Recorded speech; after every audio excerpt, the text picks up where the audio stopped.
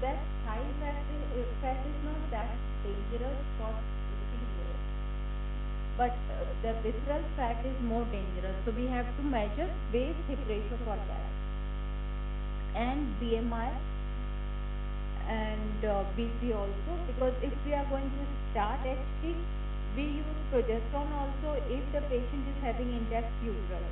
So in that case, we need to know the status of lipid profile, because certain progesterone preparations, they damage or deteriorate the lipid profile. They reduce the HDL. So lipid profile is very important to know, and blood sugar levels are very important to know. So CBC, complete urine examination to see proteinuria and glycosuria, lipid profile, fasting blood sugar, mammography to rule out any breast malignancy, because medroxyprogesterone may induce proliferation in breast and CA breast, and ultrasound pelvis to rule out any mass or any lesion in the genital tract. And then some optional things like FSH to confirm menopause, estradiol levels to know if estradiol is really low, thyroid function test, because it has been seen that when FSH is raised, even TSH is also raised. So thyroid function is also not okay at that time. LFT, certain tumor markers, because it is that age where certain malignancies are common. Hysteroscopy, endometrial biopsy can also be done to be very safe, and assessment of bone mass. Now, general principles of clinical practice. So, first and foremost thing, counseling of the patient regarding menopause, that it is a physiological event only, and gradually all the things will become okay. And then health promotion in the like you will explain about lifestyle modification. Lifestyle modification means diet includes nutrition, and in that you have to explain that smoking should be quit, alcohol should not be taken, plenty of dairy is useful for bones, and nutrients in the form of proteinaceous diet, sprouts and all these you have to explain. Exercise has a definitive role, and exercise is also not every type of exercise can be done at this age. Basically, strengthening exercises, weight bearing exercises which are for muscle training are useful at that time. No other thing is as useful. And ultimately, hormone therapy, as I told you, now it is called MHT. Previously it was called as HRT. Now there are some contraindications to hormone therapy. What are these? There are some absolute and some relative contraindications. So what are the absolute contraindications? And then there are some relative which you can read out. Now forms or the products or the brands or the molecules which are used for MHT. So estrogen, progesterone, and then there is a molecule known as estia, that is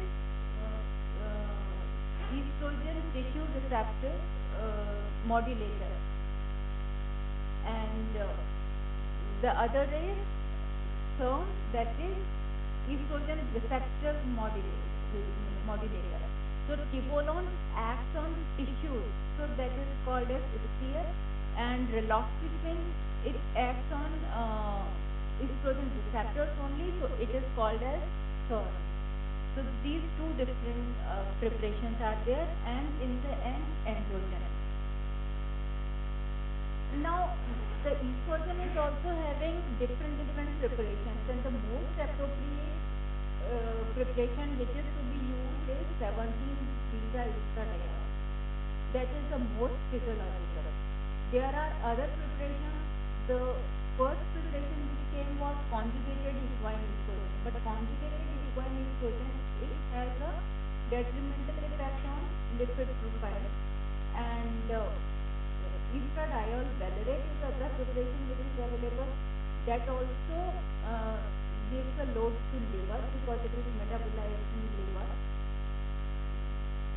But the 17-beta estradiol, it is already in the active form, so this is the best form to be used if it comes in your NSA.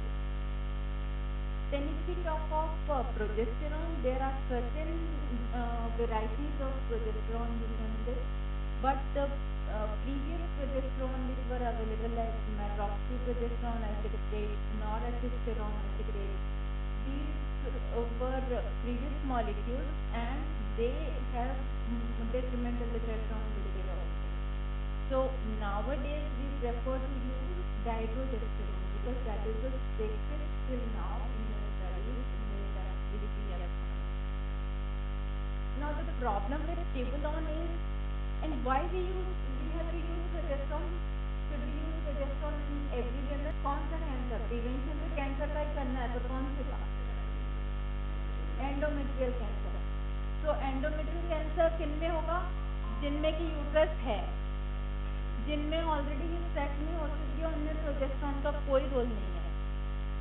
तो यदि surgical menopause की patient है तो आपको सिर्फ oestrogen देना है. Natural menopause की पेशेंट है तो आपको ईस्ट्रोजन प्रोजेस्टेरोन दोनों देना है. अब दोनों देने हैं तो आपको सारा वर्कअप करना है. वर्कअप में क्या क्या करना है? ऐसा टेस्ट तो हमने बोला था वहाँ पे कि ऑप्शनल है, तो फिर सबसे पहले ऐसा भाई वर्कअप में क्या बताया? डायग्नोसिस की बात मत करो, हमको तो देनी है इसको अच्छा है. तो अब क्या क्या देना है? लिपिड प्रोफाइल सीबीसी कराना है, लिपिड प्रोफाइल कराना है, पैथोलॉजी वो और फिर ओरोसिस का ट्रीटमेंट करना है, जो कॉन्वेंट से करानी है, जो एलएसटी कराना है, सीबीसी कराना है, एलएसटी कराना है, शुगर कराना है और पैथोलॉजी कराना है, नोमोग्राम कराना है. सबसे ज़्यादा इम्पोर्टेंट ये चीज़ है क्योंकि ये एक ऐसी होती है इसमें यदि आपने ट्रीटमेंट दिया है, मान लो पेशेंट को कैंसर हो गया, आपकी मेडिसिन से नहीं हुआ, फिर भी पेशेंट कैन सू यू कि you have not investigated properly and you started a drug which can be used. तो ये प्रोजेस्टेरोन का हो गया. Now tibolone, there is a specific thing for Tibolone also. Tibolone is very good for bone changes like for osteoporosis and vasomotor effect. But the problem with Tibolone is it causes irregular bleeding. So we are not giving it in perimenopausal patients. We are giving it in at least 2 years past menopause, so postmenopausal patients. And raloxifene, it causes VTE. VTE venous thromboembolism. ये क्यों बंद हो गया? बाहर से उसको बुला दो ऊपर. So raloxifene causes thromboembolism. Thromboembolism is an effect of estrogen also. So while giving HRT, we always have to ask about family history of VT. And then there are some complementary medicines. What are those complementary? These are some phytoestrogens, some herbs like black cohosh, isoflavones, and they are not properly or synthetic or natural estrogen progesterone. They are plant estrogen progesterone. So that can also be used, but studies on them are very less. So in the absence of proper evidence, we should not use them for a long period. So now there are 6-step approach for HT. So basic thing is we have to choose a right therapy for right person, for right duration, in right manner. So all these things which we discussed about it, they are included in this checkup or checklist of all the rights. So that is the prescribing hormone therapy checklist. So I think these are that is sufficient for you to know at UG level about menopause.